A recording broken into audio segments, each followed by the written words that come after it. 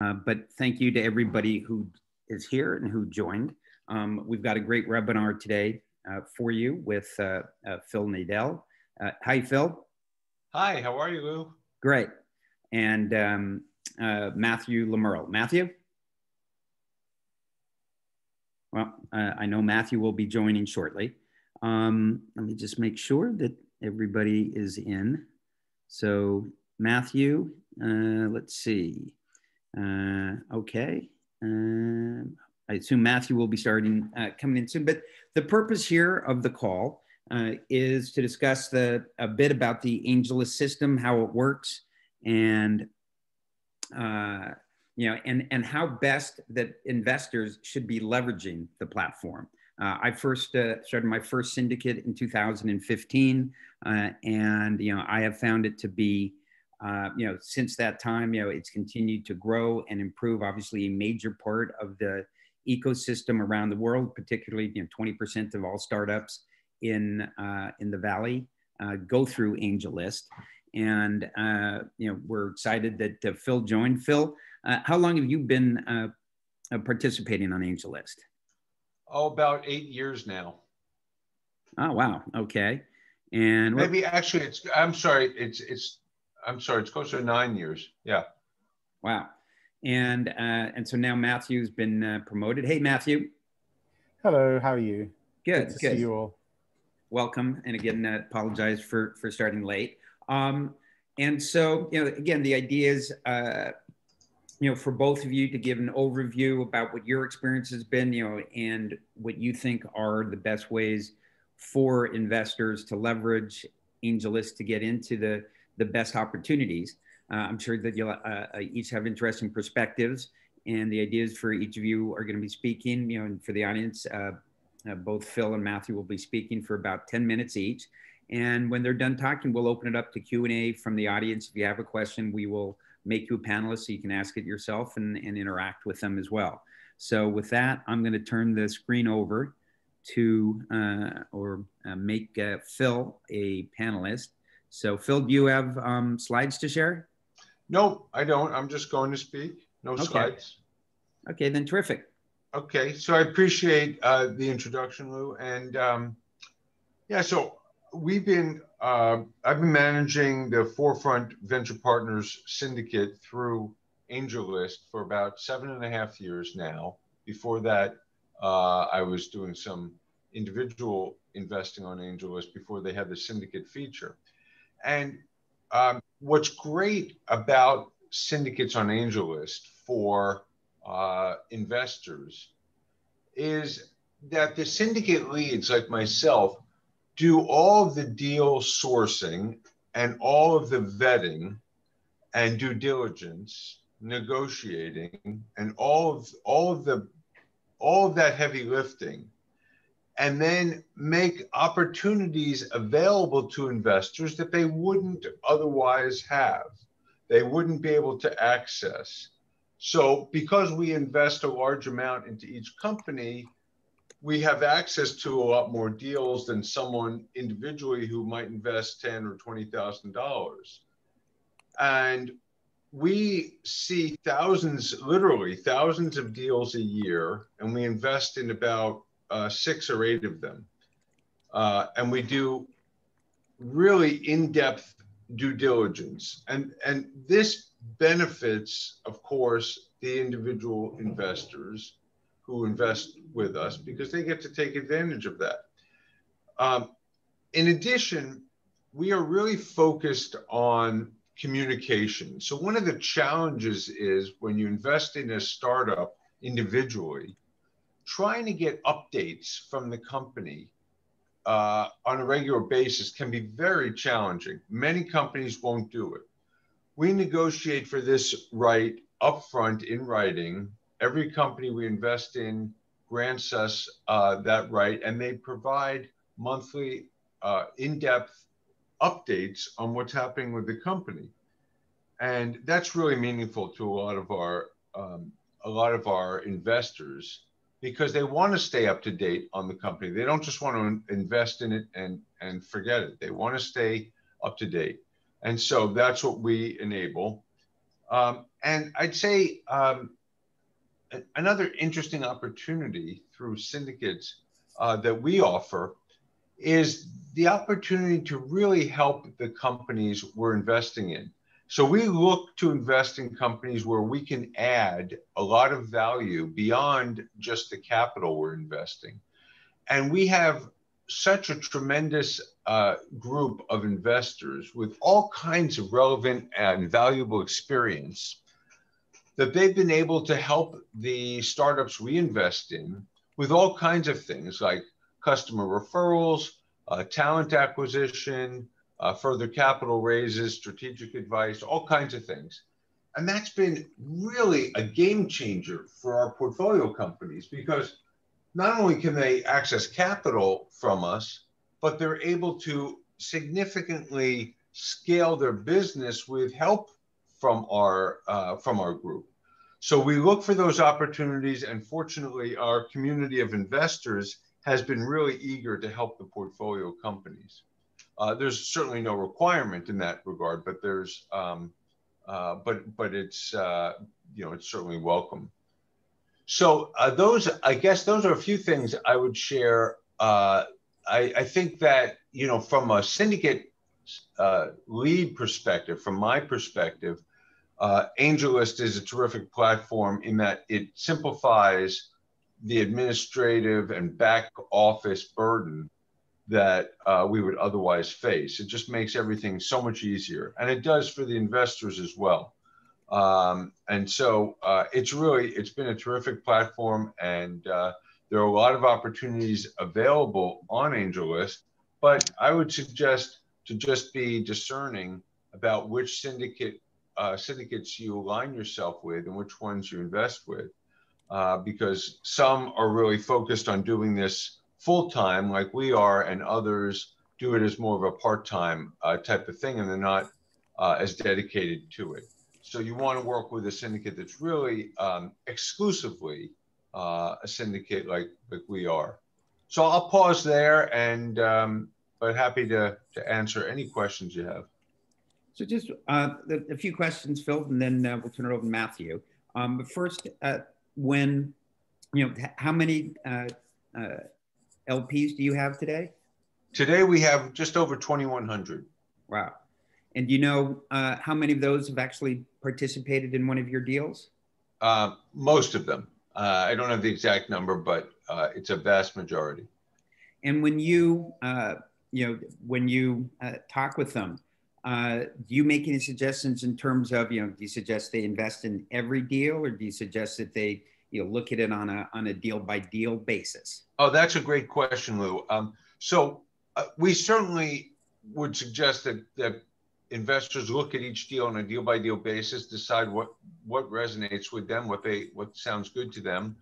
We provide extensive, really comprehensive deal memos for every deal we do. All kinds of details. So it gives them a real opportunity to get to know the company. And then the founder, the CEO of the company, does a live real-time webinar for our investors exclusively. So they can ask questions, view his presentation, and get to really meet the founders. So that helps as well in terms of picking which of the companies they want to invest in.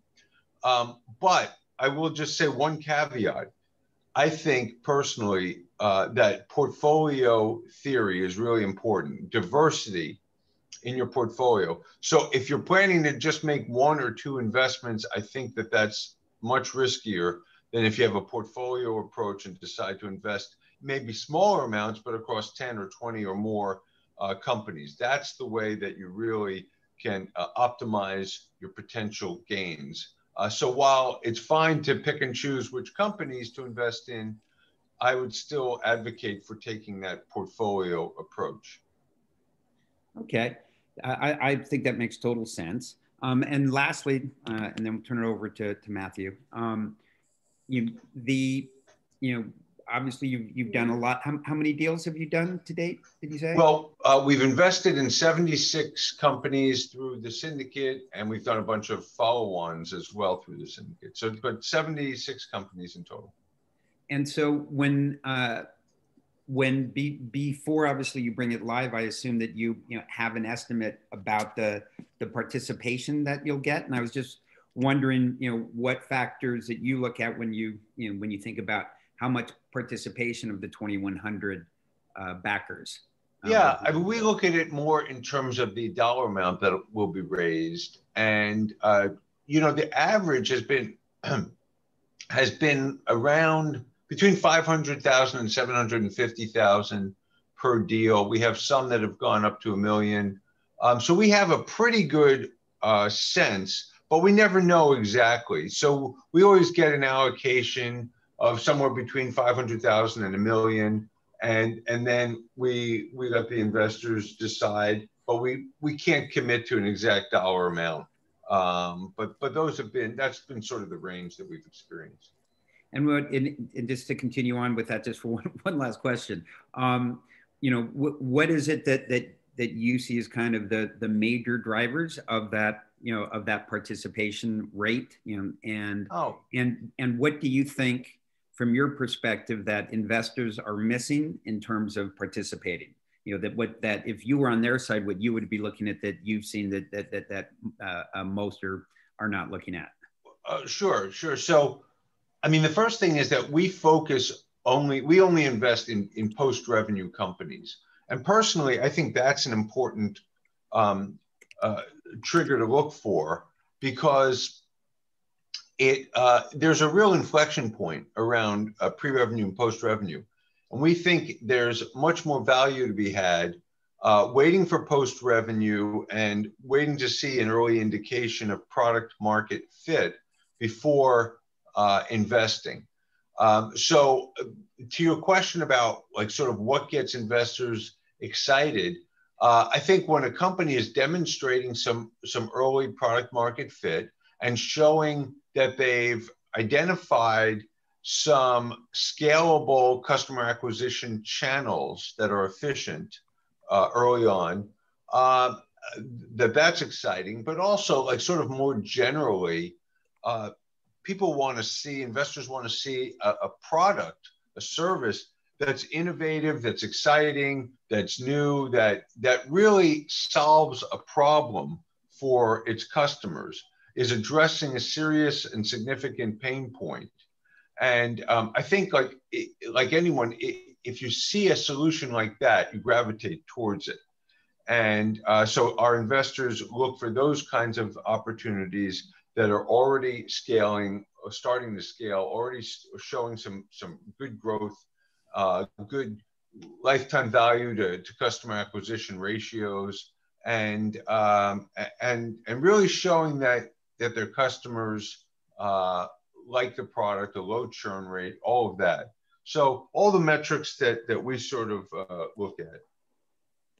Okay, that makes tons of sense. Thanks for sticking around for the Q&A afterwards. And Sure. Now turn it over to Matthew. Matthew, do you have slides to present? I don't have slides, Lou, but let me just also talk to the audience. And I see a lot of familiar faces.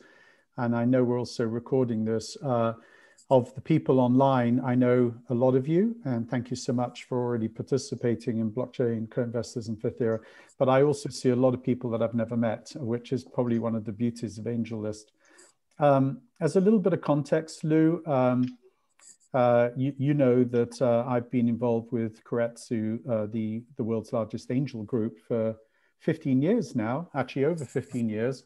And we first reached out to AngelList in 2010. Nadel Ravikant founded it in 2010.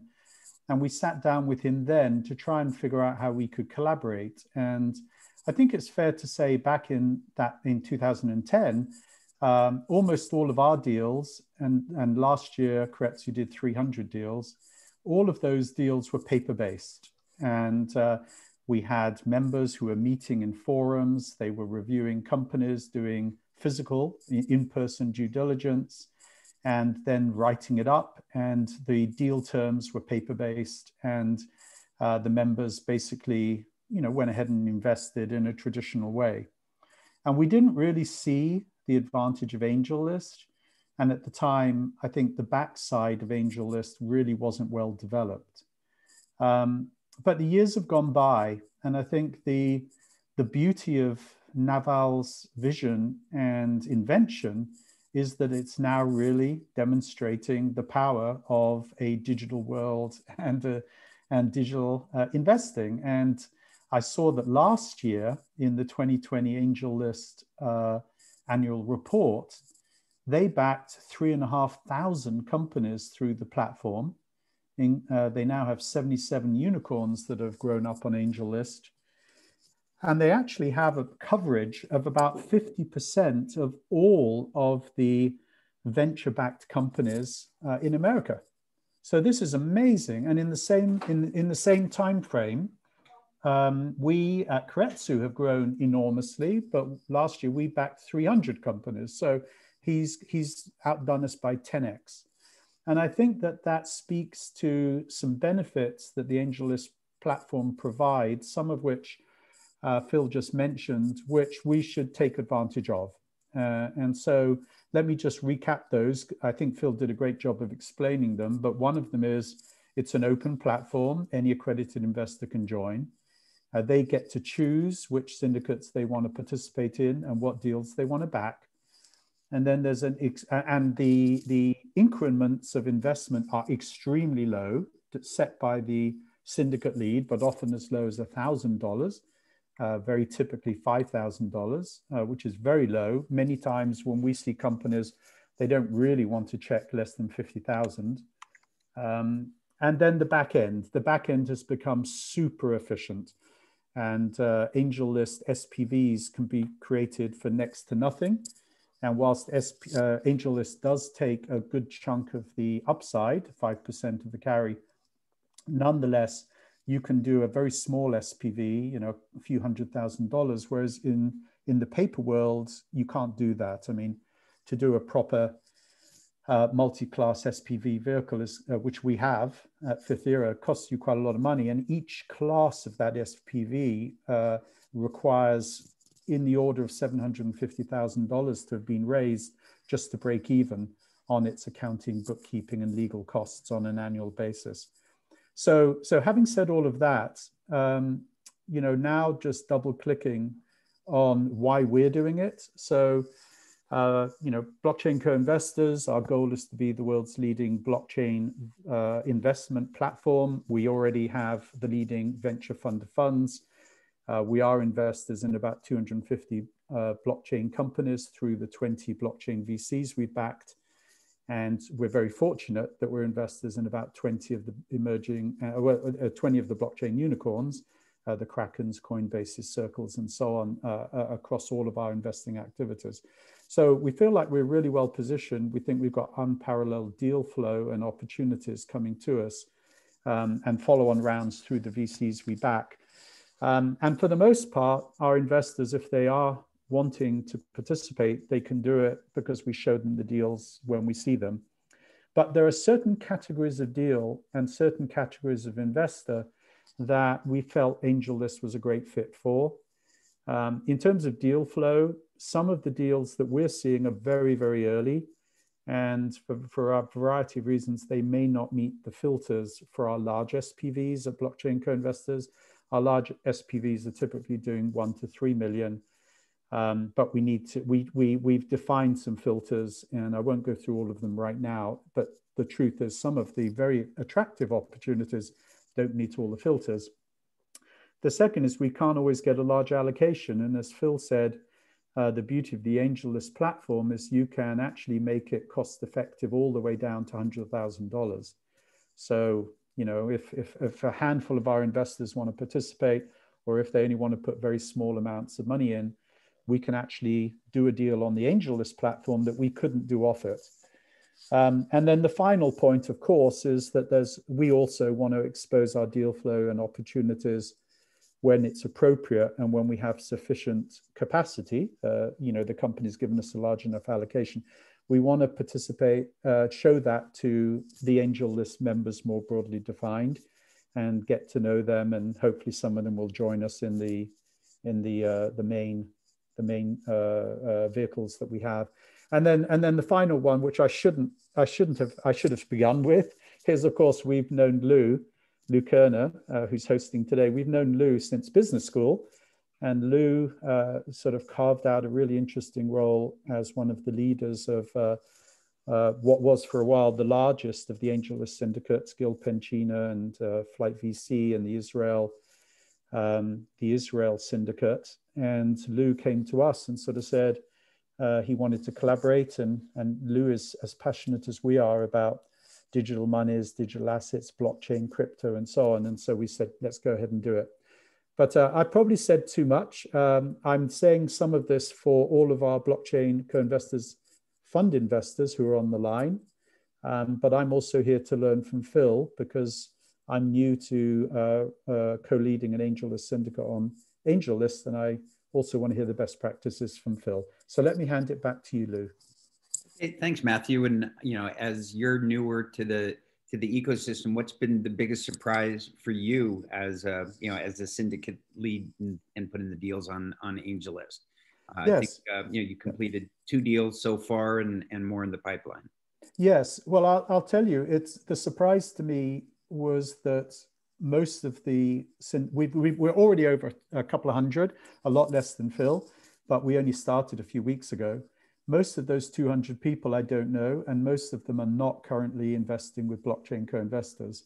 And that was a bit of a surprise. I thought that we have 200 blockchain co-investors in our, well, a little less, about 150 right now in our 2 fund of funds.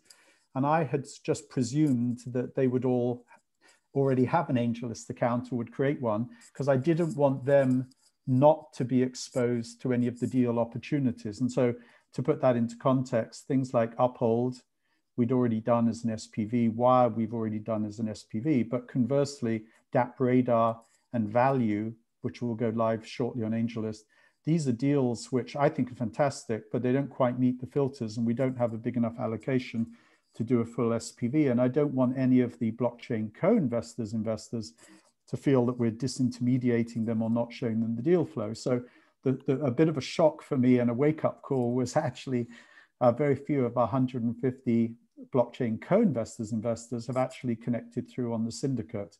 And I really hope they do, because I don't quite know how we can show them things like DAP Radar and Value otherwise. So that's the biggest surprise for me now, Lou. Okay. Well, that I guess that's a pleasant surprise to the on one hand you want more of your blockchain investors, but the fact that you've got all these new investors that you now have access to, I assume that's a great positive. It is, Lou, and thank you, Lou, because I know a lot of them came from your existing syndicates and relationships at AngelList. Okay. Well, yeah, I would say, to date, I couldn't be more pleased with, with how it's gone and the incredible deal flow that you have access to, and now that we're given to the AngelList, our AngelList LPs. And with that, we'll open it up to questions from the audience. And the first question we have is from Andrew Dudley. So Andrew, you're on mute now. If you can unmute your mic. Sure. I was just wondering about fee structure for, maybe there's 2 levels to it, the generic AngelList syndicate, and maybe more specifically what structure you guys have chosen. Okay, Phil, thanks, Andrew. Yeah. So thanks, Andrew. There are no upfront fees at all, no management fees at all. The only fees associated with investing through syndicates is a carried interest. Generally, that's 20% carried interest total. So that's if the company exits profitably, if there's a profit made on the deal, then 20% of the profit is paid to AngelList and to us, 5% to AngelList and 15% to us. And that doesn't happen until a profitable outcome. And then I will say that AngelList charges an administrative fee of $8,000 per deal, which comes off the top. So that's $8,000 reduction in the amount of money that the company receives from the SPV. It doesn't have a direct impact on the investors, but it is another fee that Angelus charges for the administration of the SPV for its lifetime. Thanks, Phil. Matthew, do you have anything to add to that? Well, I think, Lou, would you like to explain what we're doing for blockchain co-investors? And then I can also explain just how it fits in to our off-AngelList SPVs. Sure. So, I think as Phil said, it's $8,000 fee that Angelus charges, and then a 20% carry on those deals that are profitable. That Angelus gets 5 of the 20 or 25%, as Phil said, and we get 15. The $8,000 is, that's money that comes out of the amount invested by the syndicate. So, that's, and very similar to Phil, I originally got involved with Angelus. I had run a small fund that I had started in 2012 and had found that, I was spending so much of my time on, the legal aspects of running a small fund and the accounting aspects of running a small fund. And I went to Angelus because, I could get all of that addressed for only $8,000 a deal and 5%, of the carry, or 25% of the carry. And, from a small fund manager's perspective, that's really a great win for the fund manager. And, also obviously you then get access to a much larger investor base. I would say that, the $8,000, while, incredibly reasonable and fair, on a smaller investment, AngelList allows the minimum investment size of $80,000, because at $80,000, the 8% is 10% of the amount invested by the syndicate that's paid out in fees. And while, and that's actually, not dissimilar if you think about getting involved in a fund that's 2 and 20, and you pay that 2% for 5 years, that gets to the 10% level. And so now, you're really capped at 10%. Because the smallest investment is $80,000. And so if you do, an investment of $160,000, now it's 5%. Phil talked about, his average investment is $500,000. So at that level, the $8,000 is, only 1.6%. So it's a much smaller cost that's coming from the, as a percentage, that's coming from the investors. So, from that perspective, from that kind of cost perspective, as the investments get larger and larger, the expenses get better and better relative to typical, venture investing if you invest in a fund. Matthew, you wanted to follow up? No, I think I've just got one more thing to add, but I think you just made a key point, which is for blockchain co-investors, the larger the syndicate that we can create online, and the larger the amounts that are going in, the higher the return will be, because that 8% will represent a lower and lower percentage. And so obviously we're hoping that we'll get the largest possible syndicate created. But going back to just putting this in the context of everything we do, at blockchain co-investors, we have the fund of funds, they're 1 in 10 vehicles. So that's sort of like institutional low-cost fund of funds. Our SPVs, we also do at 1 in 10, but our minimum investment is 25,000. And as I mentioned, unless we get to about unless we have an allocation of at least 750K, we can't make that work profitably. And that's the beauty of AngelList. In our case, our funds are 1 in 10. The SPVs are 1 in 10. But if you do the maths on that, that means even if they're $1 million, you're only getting $10,000 a year. And actually, the accounting, bookkeeping, regulatory, and legal associated with an SPV costs almost that. So, the 1% only covers the out-of-pocket costs of setting up a high-class, multi-class SPV vehicle. So on AngelList, you can do it all the way down to 80,000, but the load is quite heavy at the beginning. But outside AngelList, a typical SPV platform, you really can't do it unless you're up in the, say, the $1 million plus range. And so that's a very big difference. And so you can see what we're trying to do is make sure we've got a channel for every opportunity. And AngelList will be the channel for the deals that don't quite meet all the filters, or where we have a small allocation and we just can't get enough interest or capital to make a full SPV work. So I think that, you know, 2010, I knew that Nadel was something on something, but we didn't pull the trigger. Kretsu, frankly, could have built AngelList itself, but it didn't. And today, the world is moving towards AngelList, and 3,500 deals just got done on it. So he created something amazing, and I think he deserves a lot of credit for what he's created. Yeah, I couldn't agree with that statement more. So thanks a lot for the question, Andrew. Did you get everything answered that you wanted? Yeah, very helpful. Thank you. Okay, terrific. And our next question is from Mary Jo. Mary Jo? Sure. I was wondering what your thoughts are and activity is internationally.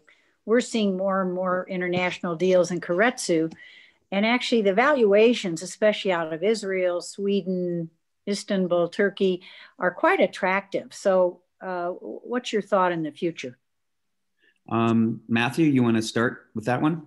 Actually, you know, Lou, I'd like you to answer it, because you ran the Israeli syndicate, and I know we're going to have some great deal flow from EMEA coming into blockchain co-investors. So maybe you should answer that, Lou. Yeah, sure. Mary Jo, I couldn't agree with you more in terms of getting more attractive valuations outside of the United States. That said, LLs being equal, when you sell a company, you actually tend to get more value for companies that are in the United States.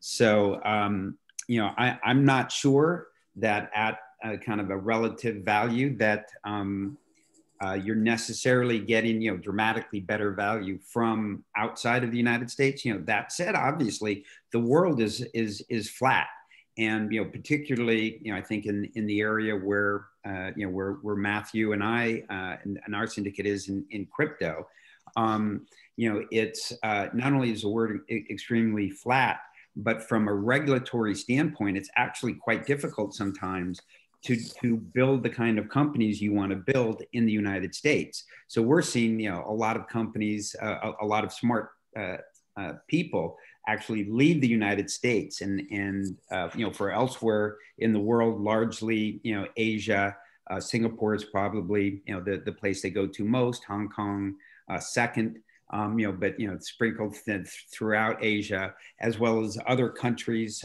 in Europe, probably Berlin is the biggest place where we've seen people move, and certainly Matthew and I are very excited about getting opportunities from all over the world, and the VCs that blockchain co-investors is an LP in, while the majority of them are US based. Actually, they've been adding more outside of the United States. And so the deal flow, that we're getting is getting increasingly international. And the next deal, the last deal that we did was actually based out of DAP Radar, was based out of Lithuania. And so half of our deals, we've only done 2 deals to date. Launching the third, that's US. The fourth that we're launching after that is out of Latin America. So, I'm not sure that we'll stay at that 50% level, but, it'll certainly be a very meaningful percentage of the deals that we do from our syndicate. Phil, you want to give your perspective? You're on mute. Yeah. Yep, sure. So, we have invested with Lou in an Israeli company. We've invested in a few Canadian companies, but we're mostly focused on the US. We look at opportunities. We have one Australian company as well. So we look for companies, we focus on companies in US, Canada, Israel, Australia, parts of Western Europe. we are limited not by our own interest in international investing, but by AngelList and SEC regulations that make it difficult for SPVs to invest in opportunities in other countries.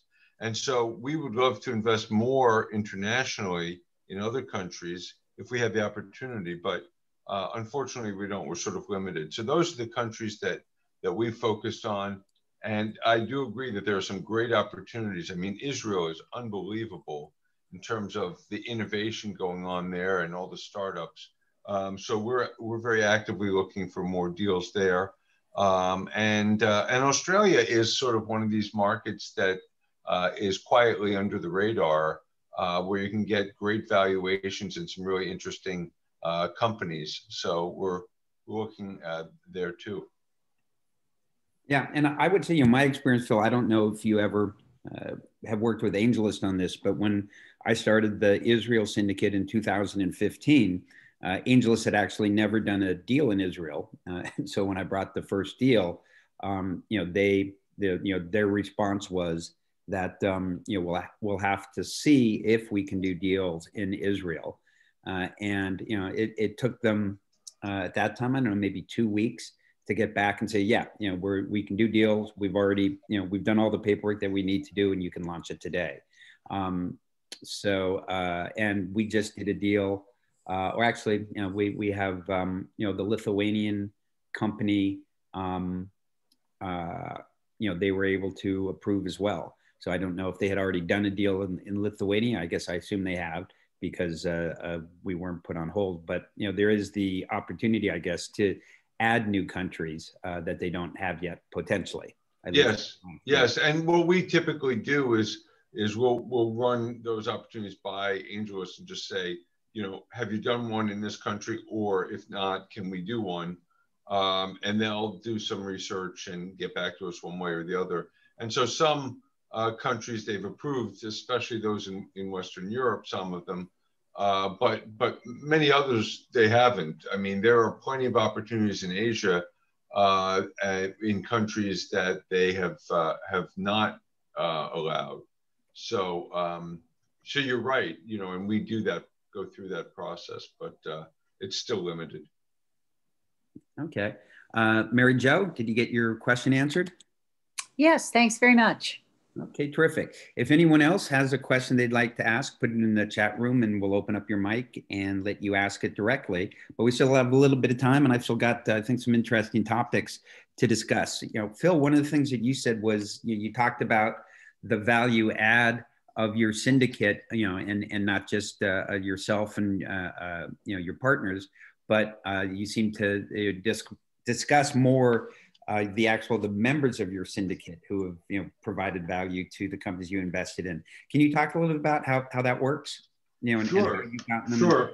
It's directly correlated, I would say, with the investor communications that we provide, the updates from the companies. So not only do the companies provide these regular monthly detailed updates, but we encourage them to include in those updates requests for assistance, and they're good about doing that, and they'll ask for help with everything from customer referrals to you know, posting something on social media, to a lot of talent acquisition, or just a vendor acquisition, and so when they make those opportunities known in their updates, our syndicate investors really rise to the occasion and provide that assistance. You know, probably the most valuable or immediate impact benefit is customer referrals, and so we're looking for companies to invest in where we know that our syndicate investors can refer potential customers to the company. And that has been tremendous. I mean, it's had a profound positive impact on several of our portfolio companies who've really benefited a lot.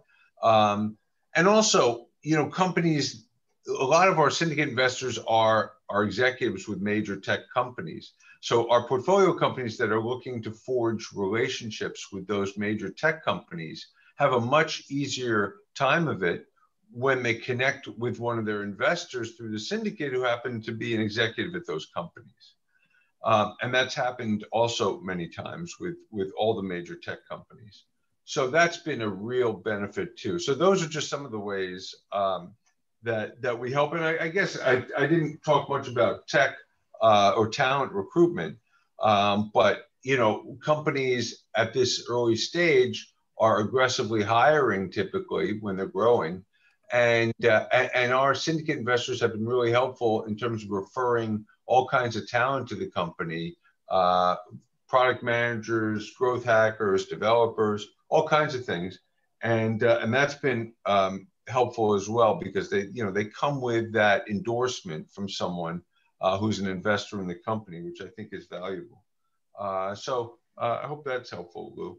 Yeah, sure. And right. And the great thing is, these guys, the companies are benefiting from all this help, from people who, are actually, in some ways paying for the privilege. Yeah, exactly. I mean, it's really incredible, right? The companies are not only getting their capital, but they're getting this assistance. But, if you think about the syndicate investors, like these are people, as you know, who are really passionate about early stage investing. And they not only like the sort of investing part of it, but they like entrepreneurship. They like the startup environment, and they want to help companies. That's part of what they enjoy about this whole process. And so to deny them that opportunity is I don't think is a good idea. And companies that don't communicate regularly with their investors are sort of not taking advantage of all the help they could be getting from their syndicate investors. I think it's a shame when that happens. Yeah, I agree with you. I think that, and I say this often, I've made 70 investments in the last decade. And I say often that in terms of ROI, I think time spent on investor relations for most companies has an extraordinarily high ROI, and most really underinvest in it. Matthew, you want to talk about kind of a blockchain co-investors value add when you talk to companies? Well, so let's see. There's a lot to say about that. I mean, at Keiretsu, which is where I'll begin, this is absolute meat and potatoes. We 100% agree with Phil. It's not about the capital. It's about the capital and the value added. And the best companies go much further when they have a group of angels and capable people who really want them to succeed. And I think good entrepreneurs understand that. Blockchain and blockchain co-investors are a little bit different. As you've already said, Lou, many of these projects are by definition distributed, networked projects where they have large follower bases who are doing a lot of work. And it's also quite difficult sometimes to engage with them in a traditional model because they are virtual organizations and they're not sort of traditional in the way they go about doing their work. For our fund of funds, of course, we're not a direct value-added investor. We're investing in the top 20 VCs globally. And the VCs are doing all of that type of work. That doesn't mean that Alice and I haven't reached out, and you now, Lou, as well, to support portfolio companies. We have, and in fact, we're very engaged with some of the best ones, and they'll come to us if they need access to, the world's biggest banks or payment companies or other asset managers or whatever. For the SPVs, we're very selective, and the goal is to be more collaborative with them. And then within the AngelList platform, I don't know that I know the answer. So I'm listening to Phil, and Lou and you and I will have to figure out what our blockchain co-investors engagement model is with the companies themselves. I don't have an answer to that today. Yeah, I think that, when Phil talked about the monthly updates, I think that's so important. I suggest that most companies do. Phil, do you make it a requirement? Yes, they have to sign something in advance with us, an agreement saying that they will provide those monthly updates as well as certain other rights. And have you ever gotten any pushback on that? The only pushback we've the only pushback we've received is companies that are sometimes at a later stage prefer to do quarterly updates instead of monthly. And often, if we're excited enough about the opportunity and they're a later stage, we'll agree to quarterly. But that's unusual. And the other pushback is about the amount of disclosure. And we, of course, as investors, want the maximum amount of information, but the companies are always careful about disclosing too much because they don't want confidential or proprietary information to get into the hands of competitors. So we have to, work on striking a balance with some of the companies on that. Yeah, that makes sense. My experience has been that most are, more reticent to provide information than I would be. I think the advantages far outweigh the disadvantages, but right. Obviously everybody has their own opinion that that they're entitled to, and certainly entrepreneurs tend to be probably more opinionated than most. Yeah. This has been a great dialogue. Before we finish, I'd like to give each of you just an opportunity to leave the audience with any additional thoughts that you'd like to share, as well as contact information and how they can get involved with the syndicate and contact you directly. You want me to go first? Yeah, Phil, why don't you go first? Sure. So first of all, thank you everyone for being here and for listening and participating. I would encourage you to reach out if you have questions or want to just look at our deal flow. We're, of course, on AngelList, Forefront Venture Partners. Our website is forefrontvp.com. Or you can catch me on LinkedIn or just email me at phil@forefrontvp.com. Happy to answer any questions or talk about anything you might want to know about syndicates in general or Forefront in particular. But we would certainly welcome your participation in the syndicate, and thank you. Okay, thanks, Phil. Matthew? Lou, I'll leave it to you to talk about the AngelList Syndicate. So again, like Lou, thank you everyone who's here and also those that are listening in later, because we have recorded this. Blockchain Co-Investors is easy to find, blockchaincoinvestors.com. If you're already an investor with us, please take a moment to open up an AngelList account if you don't already have one. It is actually quite easy. And then you just click through to our syndicate and you'll see the deal flow that you otherwise wouldn't have seen. And like I say, we are a little bit nervous that some of you will be disappointed if you miss out on things like that Radar and Value that did go into AngelList, but that were too small to go through the main SPVs. And then beyond that, the good news here is that we've got Lou fully partnering with us now, and he has this domain of expertise that I think is going to be very beneficial. So at Blockchain Co-Investors, we're very excited about this next step, and I'm going to hand over to Lou. Okay, thanks, Matthew. I'm Lou, L-O-U, at cryptooracle.io if anybody wants to reach out via email. And you can follow, I'm an active blogger on crypto, written over 200 posts on crypto in the last 3 years. And you can follow me on Medium, just search, Lou Kerner on Medium. And with that, we'll bring it to a close. Phil, thanks a lot for participating. Matthew, thanks for participating. And we're going to be putting this recording up on YouTube as well. And we'll send you guys a link so you can share it with, in social media and with your followers as well. Thanks, everyone.